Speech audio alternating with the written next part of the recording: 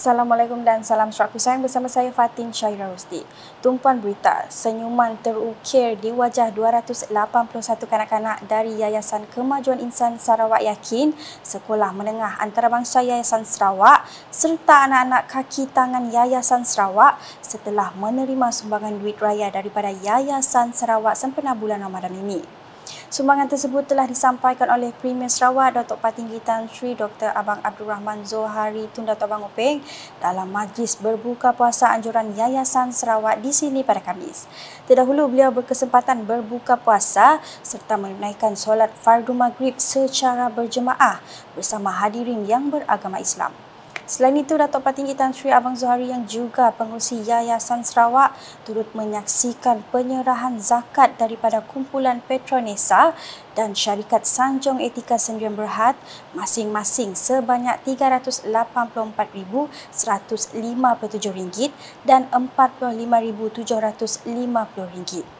Penyerahan tersebut telah disempurnakan oleh Setiausaha Kerajaan Sarawak, Datuk Amar Muhammad Abu Bakar Mazuki kepada Ketua Sektor Kewangan dan Pentadbiran Baitul Mal Sarawak, Sulaiman Mahili yang mewakili Pengurus Besar Tabung Baitul Mal Sarawak. Dalam pada itu, Pengarah Yayasan Sarawak Mirsal Abang Rosli juga menyampaikan sumbangan sebanyak RM2,000 daripada Jawatan Kuasa Surau Al-Hidayah Yayasan Sarawak kepada Wakil Pusat Tahfiz Raudatul Jannah Azman Zain. Sementara itu, Premier Sarawak bersama hadirin beragama Islam turut menunaikan solat fardu isyak dan sunat tarawih secara berjemaah.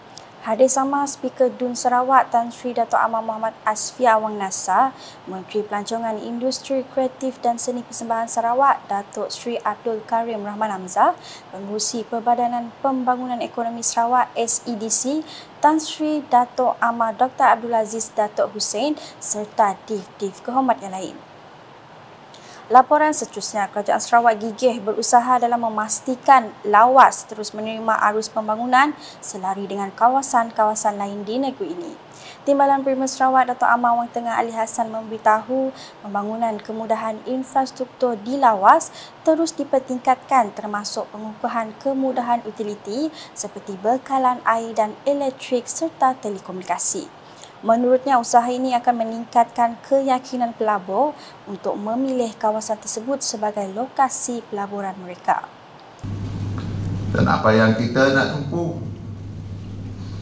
Antaranya ialah cost to improve our road connectivity, water supply connectivity, electricity coverage, telecommunication infrastructure, port, airport, all this yang merupakan asas untuk kita menggerakkan pembangunan ekonomi untuk membolehkan peluang-peluang akan dapat wujud di kalangan masyarakat kita. Beliau berkata demikian dalam Majlis Angkat Sumpah Ahli Majlis Daerah Lawas MDL bagi Penggal 2023 hingga 2025 di Lawas pada Khamis. Dalam pada itu, beliau yang juga Menteri Perdagangan Antarabangsa, Industri dan Pelaburan Sarawak berkata, kerjasama setiap lapisan masyarakat diperlukan dalam usaha mengimbangi pembangunan antara kawasan bandar dan luar bandar sekaligus menaik taraf hidup rakyat secara keseluruhannya.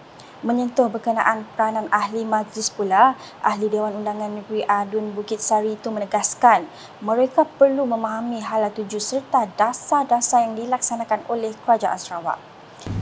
Hanya dengan kita memahami dasar-dasar dan keutamaan-keutamaan,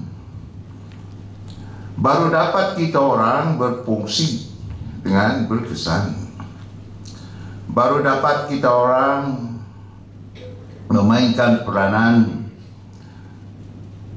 untuk mengurangkan perbedaan information gap di antara kerajaan dan masyarakat kita yang berada di akar umbi. Pada majlis tersebut, Dato' Amar Wang Tengah menyaksikan seramai 32 ahli majlis mengangkat sumpah penerimaan jawatan dengan diketuai oleh Pegawai Daerah Lawas Ladin Atok selaku pengerusi MDL. Selanjutnya di Dalat, seramai 288 penduduk dari beberapa buah kampung di sekitar Dalat menerima sumbangan zakat sempena program Ziarah Ramadan Dun Dalat yang disempurnakan oleh Menteri Pembangunan Wanita, Kanak-kanak dan Kesejahteraan Komuniti Datuk Seri Fatimah Abdullah. Program diadakan pada Rabu itu dilaksanakan di 6 lokasi iaitu Kampung Sungai Ud, Kampung Sungai Muara, Kampung Brunei, Kampung Seberang, Kampung Medong dan Kampung Kekan. Pada majlis sama, Datuk Seri Fatimah yang juga Adun Dalat turut menyampaikan sumbangan peribadi beliau kepada 9 buah masjid dan 12 surau di kawasannya. Jumlah penerima zakat bagi kampung-kampung adalah seperti tertera.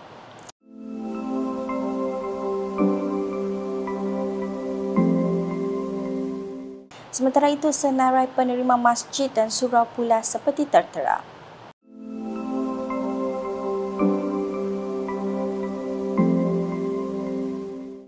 Dalam pada itu, penerima sumbangan Ronia Hussein dan Busrah Nur Rahman amat berterima kasih kepada Adun Dalat atas sumbangan yang diberikan untuk membantu mengurangkan bebanan mereka dalam menghadapi ketibaan Syawal tidak lama lagi. Saya mengucapkan terima kasih kepada sumbangan inisiatif untuk Hari Raya dapat membantu sedikit untuk Hari Raya. Terima kasih diucapkan kepada Datuk Seri atas sumbangan yang telah diberikan tadi dan dapat untuk membantu serba sedikit untuk keperluan Hari Raya. Perkembangan di Serian dengan Kerajaan Sarawak akan terus memperkukuhkan amalan integriti dalam semua aspek kehidupan masyarakat seiring dengan hasrat menjadikan Sarawak sebagai sebuah negeri yang maju dan berdaya saing pada tahun 2030. Menteri Pendidikan, Inovasi dan Pembangunan Bakat Sarawak, Datuk Roland Sagahwiin berkata, integriti harus menjadi budaya yang dihayati oleh setiap individu termasuk pemimpin dan rakyat jelata.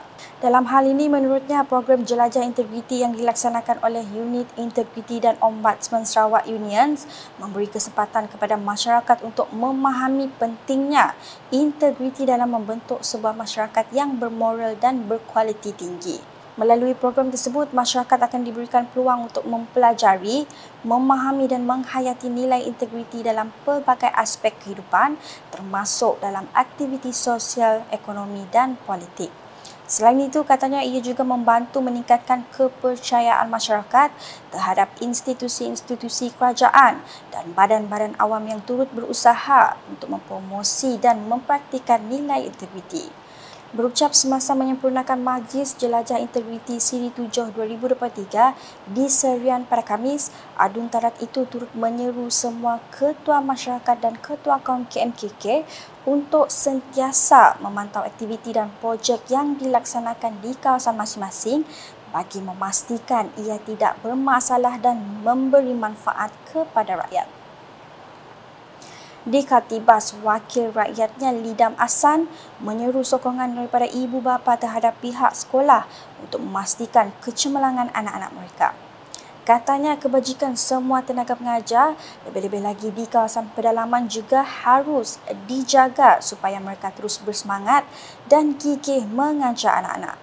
Selain itu, beliau turut menyeru agar ibu bapa, para pendidik dan pelajar saling bekerjasama untuk memastikan visi sekolah berpencapaian tinggi dapat direalisasikan. Beliau berkata demikian semasa menghadiri Majlis Anugerah Pelajar Cemerlang SMK Khatibas 2021-2022 di Dewan Sekolah berkenaan pada Khamis. Katanya majlis apresiasi seperti ini sangat penting untuk menyuntik semangat pelajar dan pendidik menjadi lebih tinggi dan sekolah dapat mencapai kecemerlangan di masa depan dan menentukan hala tuju generasi baru dalam tempoh 20 tahun akan datang. Dalam majlis sama, beliau bersetuju menyumbangkan 4 unit penghawa dingin dan peruntukan RM15,000 kepada pusat sumber sekolah berkenaan untuk membeli buku dan bahan rujukan. Beralih dengan perkembangan di Miri, graduan Institut Vokasional Pertanian Sarawak SAFTI menarik minat tinggi daripada pemain utama dalam industri kelapa sawit. Menurut pengurus pusat SAFTI, Macaulin Jengok, ini membuktikan kualiti graduan dan latihan yang dijalankan di institut berkenaan di mana kadar keboleh kerjaan graduan SAFTI mencecah 97% dalam tempoh 6 bulan selepas tamat pengajian. Hal ini disebabkan oleh sistem kurikulum SAFTI yang relevan dengan industri kelapa sawit selain pembinaan hubungan kukuh dengan industri tersebut, katanya dalam satu kenyataan media oleh Pusat Pembangunan Kemahiran Sarawak, Sarawak Skills pada Khamis. Beliau menambah SAFTI yang merupakan sebahagian daripada kumpulan institusi pembelajaran Sarawak Skills kini menawarkan program operasi dan penyeliaan ladang kelapa sawit di bawah kategori sijil kemahiran Malaysia tahap 3. Selain itu, katanya SAFTI juga mengadakan latihan di ladang kelapa sawit miliknya sendiri untuk memudahkan peralihan pelajar atau pelatih daripada sesi pembelajaran ke alam pekerjaan. Dalam pada itu, jelasnya SAFTI juga mengusahakan penanaman tanaman utama Malaysia secara mampan yang merupakan salah satu industri keutamaan Sarawak sekaligus menyumbang secara langsung kepada transformasi ekonomi negeri ini. Sekian edisi Tengah Hari bersama saya, Fatin Syahira Rosdi. Berita lebih lanjut boleh didapati di semua platform media sosial UKAS, termasuk portal ukas.sarawak.gov.my dan UKAS channel di YouTube. Sebelum mengakhiri buletin UKAS, saksikan sorotan kemeriahan Majlis Berbuka Puasa Anjuran Yayasan Sarawak bersama Primus Sarawak. #menyebar fakta, salam UKAS.